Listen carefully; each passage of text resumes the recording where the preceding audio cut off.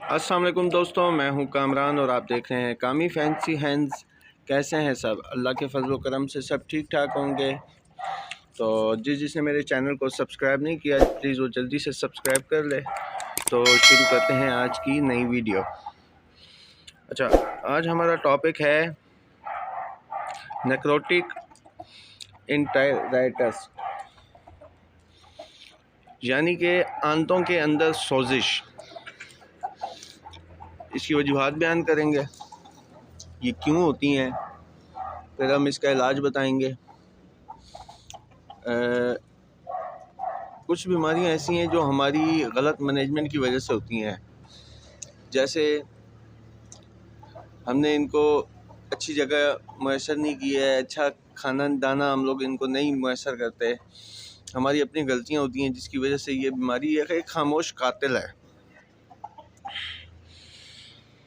तो इसकी पहचान कैसे होती है?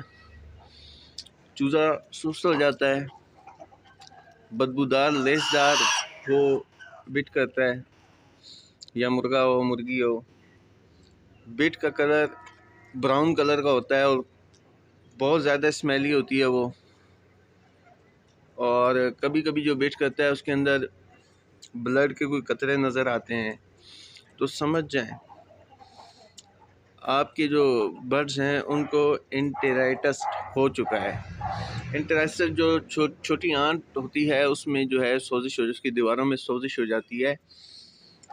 ये बड़ी खामोश कातिल है, ये जो बीमारी है खामोश कातिल है, आहिस्ता आहिस्ता बर्ड को बिल्कुल ख़त्म कर देती है।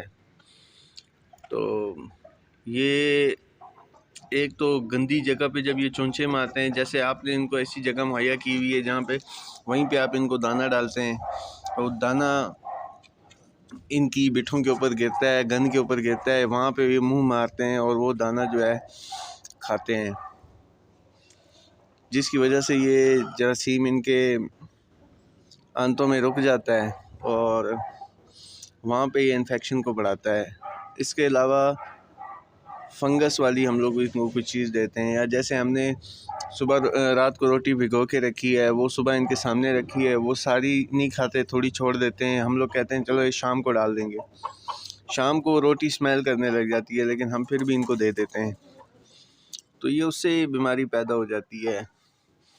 और दूसरा, बड़े मुद्दत तक हमने रोटी रखी है, टुकड़े रखे हुए हैं, उसके अंदर फंगस लग गई है, फफूंदी, तो वो हम इनको भिगो के दे देते हैं। तो वो जो है फंगस वाली रोटी जो है वो इनकी आंतों में जाके इन्फेक्शन कर देती है।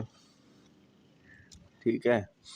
इसके अलावा मकई है या कोई भी दाना है, जब आप फीड भी ख़रीदते हैं तो उसको बहुत अच्छी तरह जांच लिया करें कि उसके ऊपर कोई फंगस तो नहीं लगी हुई, क्योंकि फंगस ऐसी चीज़ है जो अगर थोड़ी हो तो बाद में वो फैल जाती है। मकई के ऊपर भी लग जाती है, बाजरे में भी लग जाती है, तकरीबन हर चीज़ में लग जाती है। तो इसका इलाज बताएंगे। अगर आप सेब का सिरका इस्तेमाल करते हैं तो वो बहुत बेहतरीन है आपके लिए। हफ्ते में 1-2 दफ़ा भी अगर करते हैं तो ये बीमारी उससे आहिस्ता आहिस्ता ख़त्म हो जाती है। लेकिन इसका एक प्रॉपर एंटीबायोटिक भी है। आप इसके लिए जो सही मुयसर एंटीबायोटिक है वो यूज़ कर सकते हैं। वाइब्रामाइसिन है, जिसका फार्मूला है डॉक्सीसाइक्लिन। ये आप 1 लीटर में 1 कैप्सूल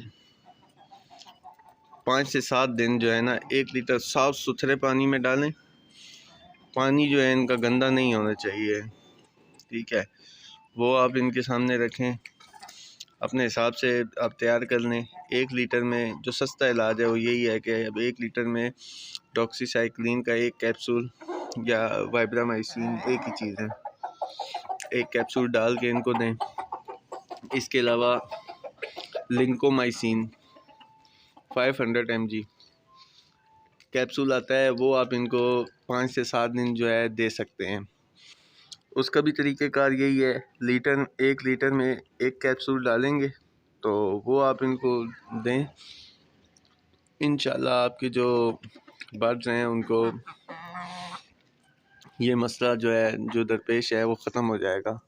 लेकिन इलाज इसका 5 से 7 दिन मुसलसल करना, और ज़्यादा एंटीबायोटिक देने से भी ये ख़राब होते हैं।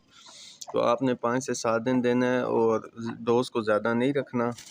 1 लीटर में 1 कैप्सूल वाइब्रामाइसिन हो या लिंकोमाइसिन हो। तो अगली वीडियो इंशाल्लाह बनाएंगे इनके अस्थमा पे, दमे पे, अक्सर मुर्गियों को सांस फूलता है उस पर इंशाल्लाह। तो अगर वीडियो पसंद आई हो तो लाइक करें, और जिसने मेरे चैनल को सब्सक्राइब नहीं किया प्लीज़ वो जल्दी से सब्सक्राइब कर ले। तो मिलते हैं अगली वीडियो में, तब तक के लिए इजाज़त दीजिए। अल्लाह हाफिज़।